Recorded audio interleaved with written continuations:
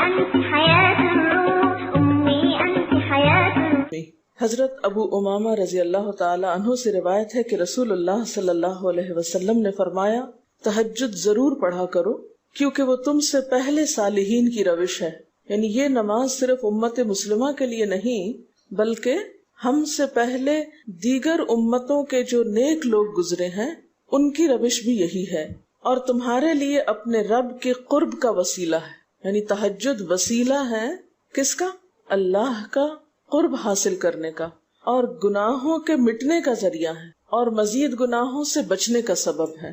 یعنی پچھلے گناہوں کے صاف ہونے کا ذریعہ.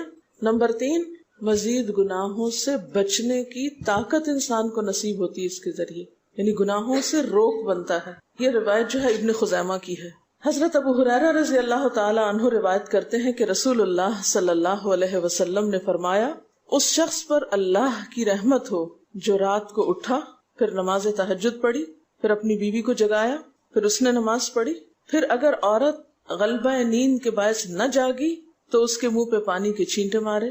اور اس عورت پر بھی اللہ کی رحمت ہو جو رات کو اٹھی، نماز پڑھی، اپنے شوہر کو جگایا، پھر اس نے نماز پڑھی، پھر اگر شوہر نہ جاگا تو اس کے منہ پر پانی کے چھینٹے مارے. برابر کی بات ہے، دونوں کے لیے اجر بھی برابر کا ہے اور دونوں کو حق بھی برابر کا ہے جگانے کا، اور دونوں کو پانی کا چھینٹا مارنے کا بھی حق ہے، اور اس میں کسی کی بھی بے عزتی کی بات نہیں. یعنی عورت اگر ایسا کرے اپنے شوہر کے ساتھ تو وہ اس کی طرف سے کوئی روڈنس نہیں ہوگی، کیونکہ عام طور پر جب کسی کو نیند کی حالت میں جگایا جاتا ہے اور خصوصاً اگر اس پہ پانی پھینک دیا جائے تو وہ کیا سمجھتا ہے کہ اس کی بہت بے عزتی ہو گئی یا اس کے ساتھ بہت برا کیا گیا، اور عموماً لوگ اس وقت بہت غصے کا مظاہرہ پھر کرتے ہیں کہ کیوں جگایا جا رہا ہے. حضرت ابو ہریرہ رضی اللہ تعالی عنہ کہتے ہیں کہ رسول اللہ صلی اللہ علیہ وسلم فرماتے تھے فرض نماز کے بعد سب نمازوں سے افضل تہجد کی نماز ہے. یعنی فرائض بہرحال افضل ہے اور نوافل میں سب سے افضل تہجد کی نماز. رسول اللہ صلی اللہ علیہ وسلم نے فرمایا جب انسان سوتا ہے تو شیطان اس کے سر کی گدی پر 3 گریں لگاتا ہے اور کہتا ہے کہ رات بڑی لمبی ہے، اس کو تھپکی دیتا ہے اور کہتا ہے لمبی رات ہے، ابھی سوئے رہو، ابھی ٹائم ہے، ٹھہر کے اٹھنا.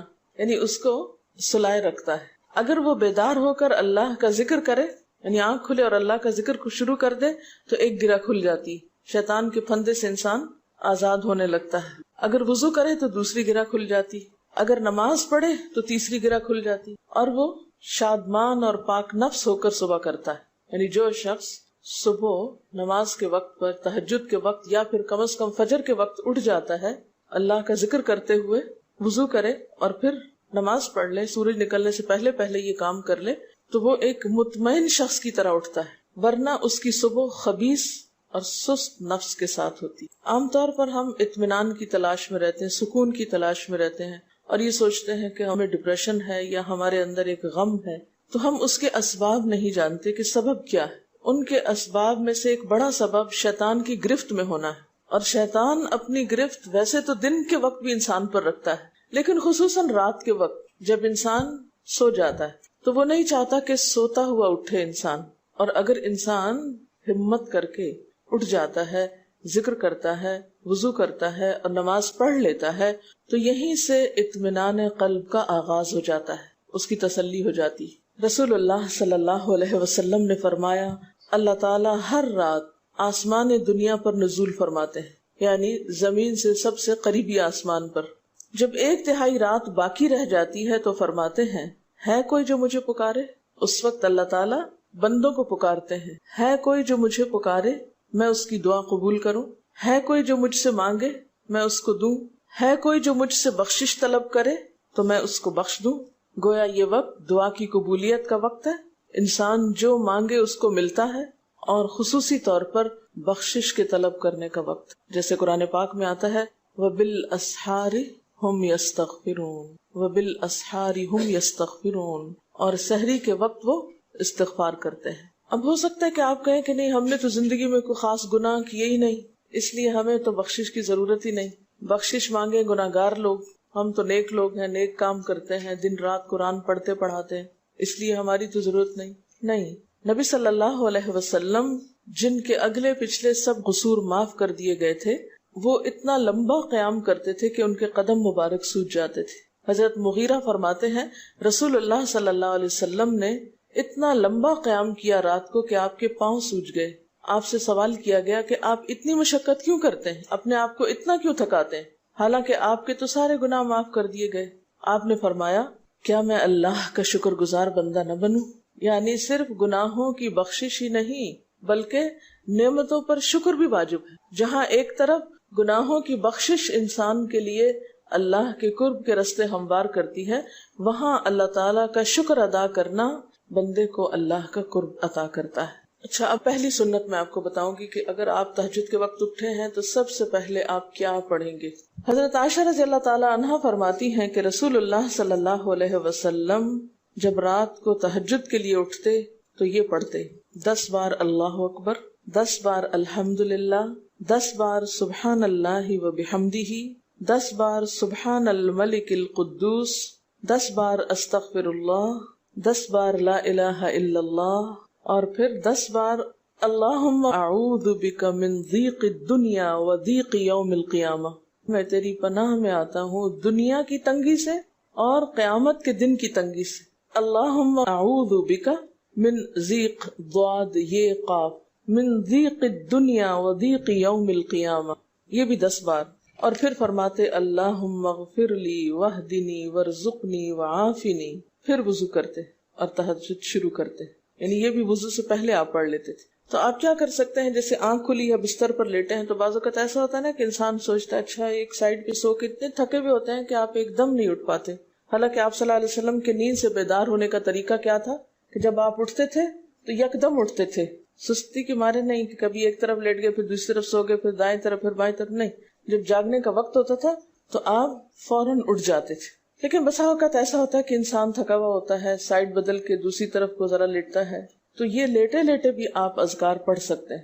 ٹھیک ہے, اور یہ سب آپ کو آتے ہی ہوں گے سوائے ایک وہ ذکر کے اللہم اعوذ بک من ضیق الدنیا و ضیق یوم القیامہ.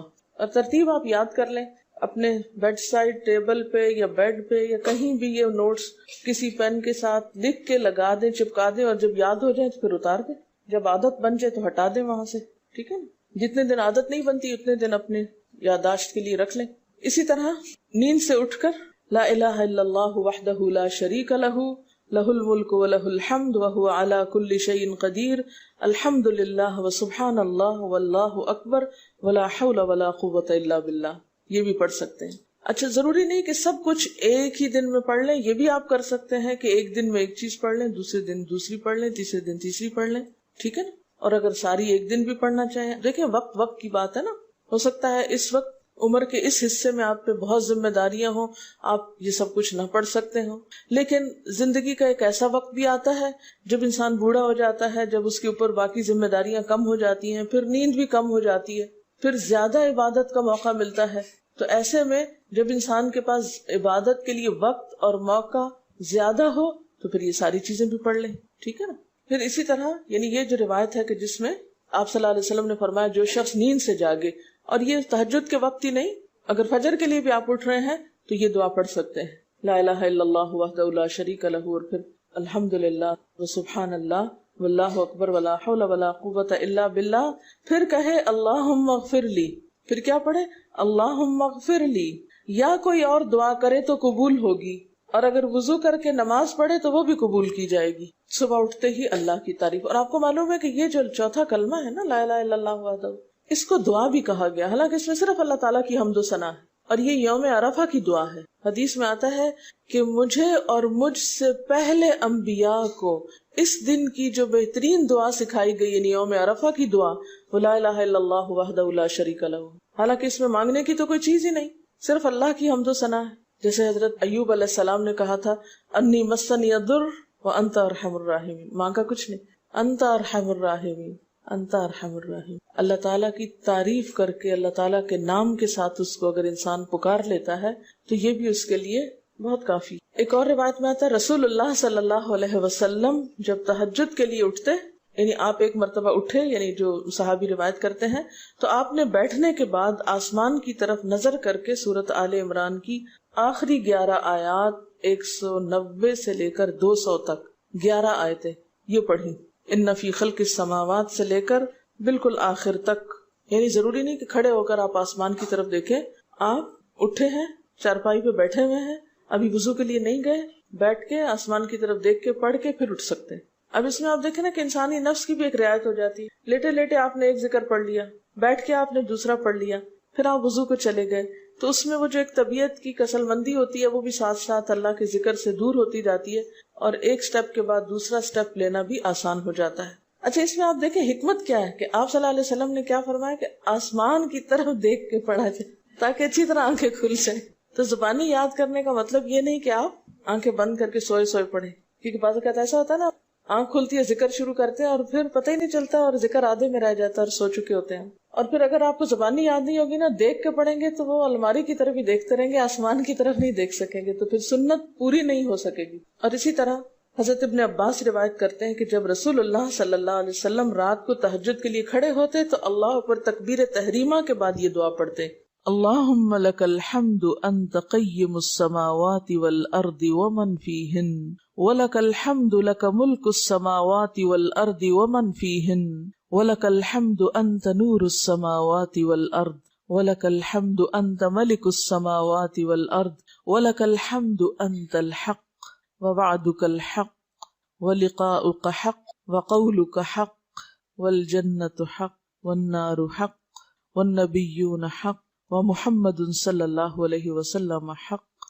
والساعة حق اللهم لك أسلمت وبك آمنت وعليك توكلت وإليك أنبت وبك خاصمت وإليك حاكمت فاغفر لي ما قدمت وما أخرت وما أسررت وما أعلنت أنت المقدم وأنت المؤخر لا إله إلا أنت. الہی تیرے ہی لیے ہے ساری تعریف، زمین و آسمان اور جو کچھ ان میں ہے سب کو تو ہی قائم رکھنے والا ہے. تیرے ہی لیے ہے ساری تعریف، زمین و آسمان اور جو کچھ ان میں ہے اس سب کی بادشاہی تیرے ہی لیے ہے. تیرے ہی لیے ہے ساری تعریف، تو ہی روشن کرنے والا ہے زمین و آسمان کو، تیرے ہی لیے ہے ساری تعریف. تو ہی بادشاہ ہے زمین و آسمان کا، تیرے ہی لیے ہے ساری تعریف. تو حق ہے، تیرا وعدہ حق ہے، تیری ملاقات حق ہے، تیرا کلام حق ہے، جنت حق ہے، جہنم حق ہے، تمام انبیاء حق ہیں اور محمد صلی اللہ علیہ وسلم حق ہیں، قیامت حق ہے. الہی میں تیرے سامنے جھک گیا، میں صرف تیرے ساتھ ایمان لایا، میں نے صرف تجھی پر بھروسہ کیا، میں نے صرف تیری طرف رجوع کیا، صرف تیری ہی مدد سے دشمنوں سے جھگڑتا ہوں، میں نے صرف تجھے ہی اپنا حاکم مانا. سو تو میرے اگلے پچھلے اور ظاہر و پوشیدہ اور جنہیں تو مجھ سے زیادہ جانتا ہے سارے کے سارے گناہ معاف کر دے. تو ہی آگے کرنے والا ہے، تو ہی پیچھے ڈالنے والا ہے، تیرے سوا کوئی سچا معبود نہیں ہے. یہ جو دعا استفتاح ہے تہجد کے وقت کی، یہ باہر نہیں نماز کے اندر پڑھنے کی دعا ہے. ہم دعا مانگتے ہیں اللہم اجعلنی لک ذکارا لک شکارا. ان دعاؤں کے پڑھے بغیر ذکار کیسے بن سکتے ہیں؟ ذکار کا صیغہ تو فعال کے اوپر ہے نا، بہت زیادہ ذکر کرنے والا. والذاکرین اللہ کثیرا والذاکرات. تو ذاکرات کیسے بن سکتے ہیں جب تک کہ یہ دعائیں زبانی نہ آتی ہوں اور اپنے وقت پر نہ پڑھی جاتی ہوں. ویسے بھی ذکر بہت اچھی چیز ہے، لیکن جو مسنون ذکر ہے اور جو نبی صلی اللہ علیہ وسلم کے طریقے کے مطابق ہے، جو اطمینان قلب اور خوشی اس وقت اس کام کو اس طریقے پہ کر کے نصیب ہوتی ہے، وہ اس کے علاوہ نہیں ہوتی. اگرچہ اس سے خوشی ہوتی ہے لیکن اس طرح کی نہیں نصیب ہوتی، اس طرح کا اطمینان نہیں ہوتا. آپ تجربہ کر کے دیکھ لیں، سنت کے مطابق زندگی گزارنا اور اپنی مرضی کے مطابق زندگی گزارنا، یہ دو مختلف لائف سٹائلز ہیں، دو مختلف طریقہ ہے زندگی ہیں. دونوں کا امپیکٹ فرق ہوتا ہے، اثرات فرق ہوتے ہیں. اور یہ نہیں کہ یہ کوئی بہت مشکل عمل ہے، بہت مشکل کوئی نہیں ہے، ہم کر سکتے ہیں. لیکن بات یہ ہے کہ ہم کرنے کی کوشش کریں، ارادہ تو کریں. پہلے تو آپ اپنے آپ سے یہ پوچھیں ارادہ بھی کیا کہ نہیں، کیونکہ اگر ارادہ ہو گیا نا تو کام بھی ہو جائے گا. مشکل یہ ہے کہ ہم جب کوئی ایسا کام سنتے تو پھر سوچتے نہیں ہمارا تو حالات اتنے کٹھن ہیں کہ یہ عمل ہمارے لیے نہیں. ویسے بھی نفل ہے، کوئی بات نہیں، نہ بھی ہو سکا تو کیا ہے، یہی کہہ کے ہم چھوڑ دیتے ہیں چیزوں کو کہ نہیں. لیکن میں سمجھتی ہوں کہ جو عمر آپ بچیوں کی خاص طور پر اس وقت اس عمر کو غنیمت سمجھے اور اس میں آپ نے جو کچھ اب یاد کر لیا، عادت ڈال لی، وہ اگلی زندگی میں شدید مصروفیت کے باوجود بالکل عادت ثانیہ ہو جائے گی، ایک روٹین ہو جائے گی اور آپ کو مشکل نہیں ہوگی. لیکن اگر اب نہیں عادتیں ڈالی، کل کو یا نئے سرے سے عادت ڈالنا بہت مشکل ہوگا. سنت مشکل نہیں ہے، صرف یہ ہے کہ ارادے، نیت اور پھر کوشش کی ضرورت ہے. کر لیں گے تو ہو بھی جائے گا، آخر کرنے والے کرتے ہیں. لیکن جب ہم پہلے ہی سے سوچ لیتے نہیں بڑا مشکل، وہ تو اللہ والے کرتے ہیں اور وہ تو نیک لوگوں کا کام ہے، ہم تو نہ اللہ والے ہیں اور نہ ہی نیک ہیں، تو کیوں نہیں ہے، ہو جائے. اب آپ صلی اللہ علیہ وسلم کے تہجد کی کیفیت کیا تھی؟ حضرت ابو ذر کہتے ہیں کہ رسول اللہ صلی اللہ علیہ وسلم نے تہجد میں اتنا قیام کیا کہ اس ایک آیت کو پڑھتے پڑھتے صبح کر دی.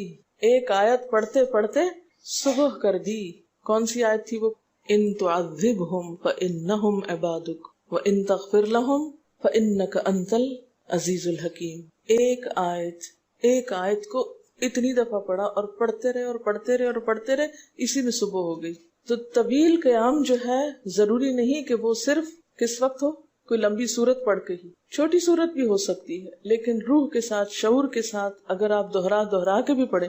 مثال کے طور پہ آپ نے کوئی سورت یاد کر لی ہے اور آپ پڑھنے کھڑے ہوئے ہیں اور آپ کو صحیح طرح آتی نہیں ہے، یا آتی ہے تو اتنی تیز نہیں آتی، بہت رٹی ہوئی نہیں ہے، تو کوئی بات نہیں، ایک آیت کو 2 دفعہ 3 دفعہ بھی آپ اس کو پڑھ سکتے ہیں اور اس طرح بھی پڑھ کے لمبا کر سکتے ہیں. یعنی طویل قیام صرف زیادہ قرات سے ہی نہیں، مختلف طریقوں سے ہو سکتا ہے. یہ آیت ہے سورۃ المائدہ کی 118 نمبر آیت ہے. اگر تو انہیں عذاب دے تو وہ تیرے بندے ہیں، اور اگر تو انہیں معاف کر دے تو یقیناً تو غالب اور حکمت والا ہے. حضرت حذیفہ رضی اللہ تعالی عنہ نے نبی صلی اللہ علیہ وسلم کو تہجد پڑھتے دیکھا.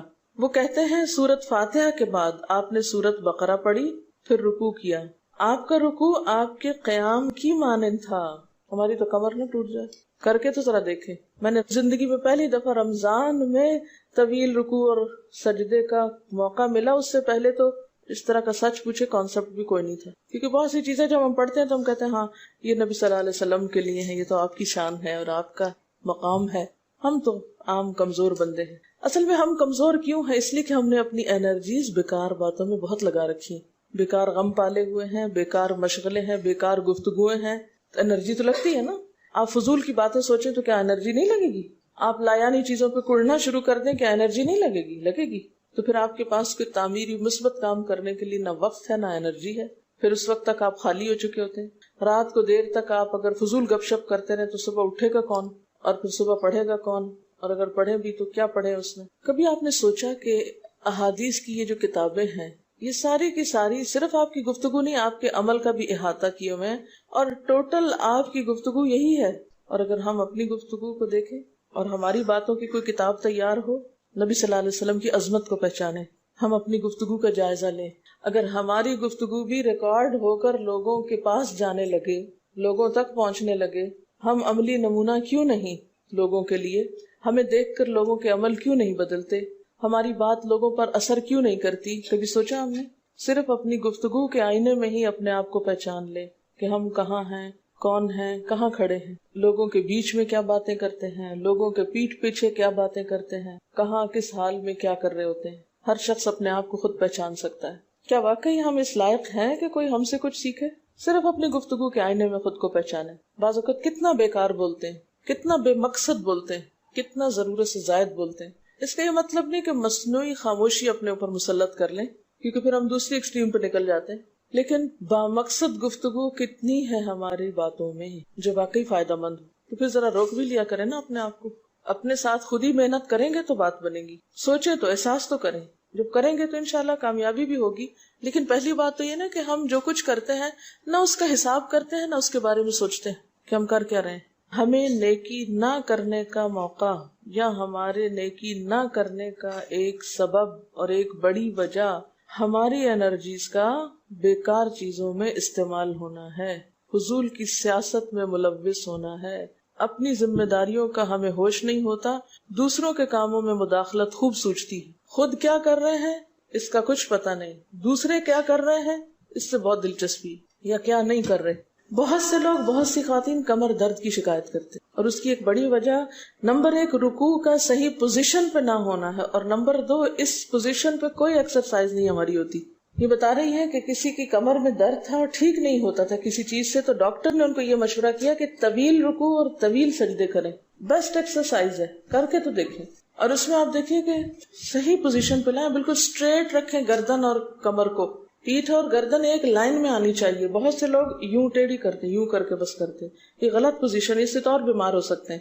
کئی لوگ سر پھینک دیتے ہیں نیچے کو، یہ بھی غلط پوزیشن ہے، اس سے بھی کام خراب ہوتا ہے. اگر آپ صحیح پوزیشن پہ رکوع لمبا کریں تو یقینی طور پہ کمر درد کا علاج ہے. پٹھے مضبوط ہوتے ہیں نا کمر کے، آپ اس کو روک کے رکھے ہوتے ہیں ایک سیدھی لائن میں.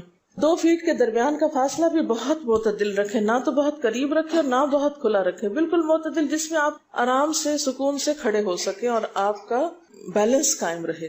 بیلنس کو قائم کرنا بے حد ضروری. ٹھیک ہے. حضرت حذیفہ نے نبی صلی اللہ علیہ وسلم کو تہجد پڑھتے دیکھا. وہ کہتے ہیں کہ سورۃ فاتحہ کے بعد آپ نے سورۃ بقرہ پڑھی، پھر رکوع کیا.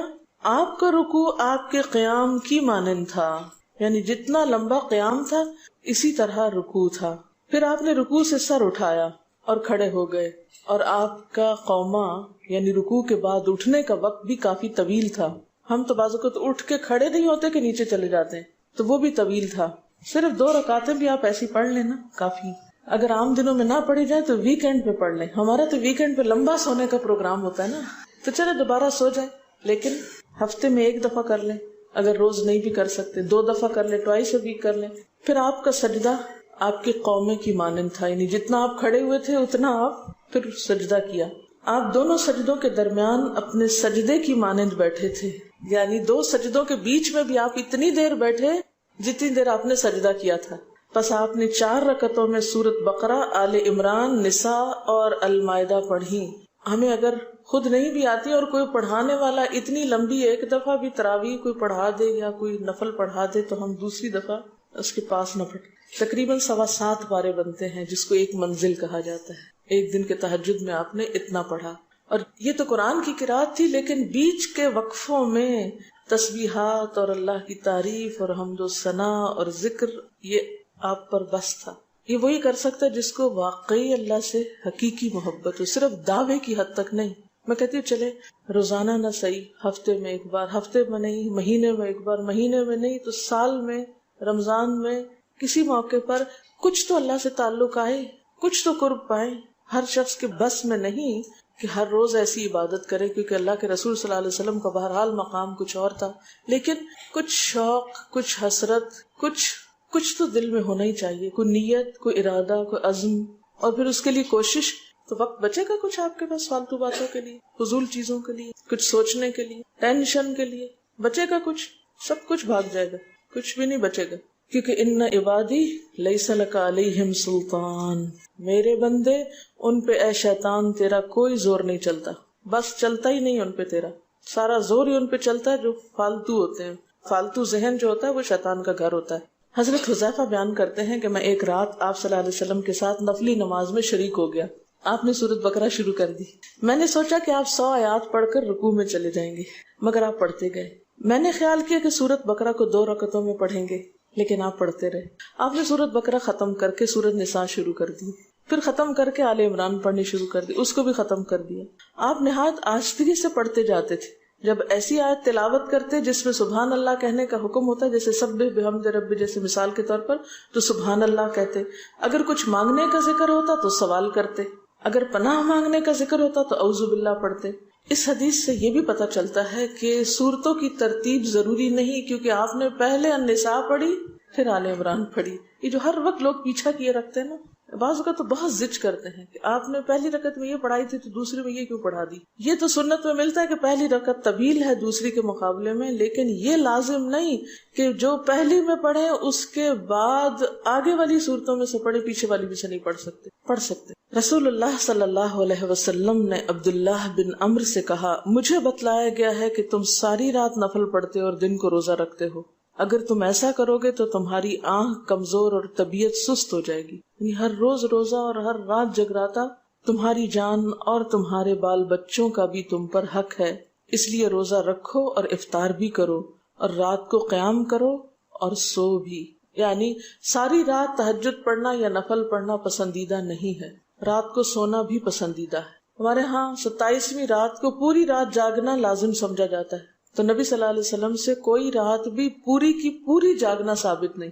کیونکہ اگر انسان صرف جاگتا ہی جاگتا چلا جائے تو وہ آسان ہوتا ہے، ایک دفعہ سو کے پھر اٹھنا جو ہے نا وہ اصل میں نفس کا امتحان ہوتا ہے، وہ مشکل ہوتا ہے۔ اسی طرح نبی صلی اللہ علیہ وسلم 3 دن سے کم میں قرآن مجید ختم کرنا پسند نہیں فرماتے تھے۔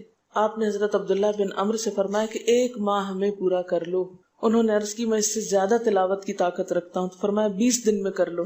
ان کا میں اس سے زیادہ کی طاقت رکھتا ہوں، فرمایا 7 دن میں ختم کر لیا کرو، اس سے زیادہ کی اجازت نہیں، یعنی وہ ایک منزل کر کے۔ صحابہ کرام چونکہ اس زمانے میں مصحف اس طرح تھوڑی چھپے ہوئے تھے کہ کتابوں کی شکل میں ہوں، جو قرآن تھا لوگوں کے سینوں میں تھا، یاد کیے ہوئے تھے، اور وہ یاد کیا ہوا کہیں صبح کے وقت الگ بیٹھ کے نہیں پڑھا کرتے تھے، وہ کہاں پڑھتے تھے؟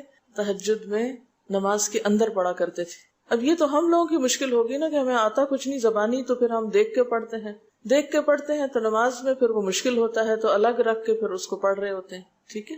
لیکن زیادہ بہترین پڑھنا نماز کے اندر کا پڑھنا ہے، اگرچہ دیکھ کے پڑھنے کی اس میں بھی اجازت ہے، لیکن ان کی چونکہ شدید حرص تھی حضرت عبداللہ بن عمرو کی، تو آپ نے ان کو 3 دن کی پھر اجازت دے دی تھی، اور آپ نے فرمایا کہ اس شخص کو قرآن کی کچھ سمجھ نہیں ہو سکتی جو 3 سے بھی کم دن میں قرآن پڑھے۔ نبی صلی اللہ علیہ وسلم نے فرمایا جو شخص رات کے نوافل میں 200 آیات تلاوت کرتا ہے وہ اطاعت گزار مخلص لوگوں میں شمار ہوتا ہے۔ انہ من عبادنا المخلصین، وہ آتا ہے نا قرآن پاک میں انبیاء کی صفت میں سے۔ تو جو شخص رات کو نماز میں یعنی نفل میں 200 آیات تک تلاوت کرتا ہے وہ اطاعت گزار مخلص بندوں میں شمار ہوتا ہے۔ اور سنن دارمی میں واضح طور پر آتا ہے کہ نبی صلی اللہ علیہ وسلم ساری رات نوافل نہیں پڑھا کرتے تھے،